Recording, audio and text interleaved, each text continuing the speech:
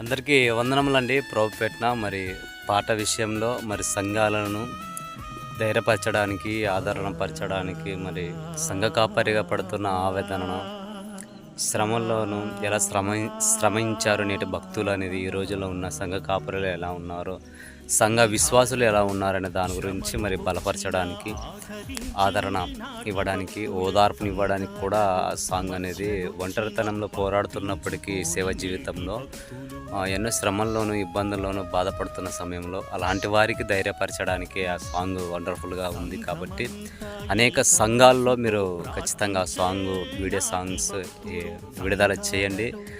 ఎందుకంటే అలాంటి వారి విషయంలో కూడా ధైర్యాన్ని, ఆదరణని ఖచ్చితంగా ఇస్తుంది. కాబట్టి ఏ సంఘాలైనా సరే ఈ సంఘం ఆ సంఘం లేకున్నట్లు మనం అంతా క్రీస్తు సంఘం కాబట్టి ఆ క్రీస్తు సంఘంలో అనేకులు మరి ఆ పాట విషయంలో వినాలని ప్రార్థిస్తుంది.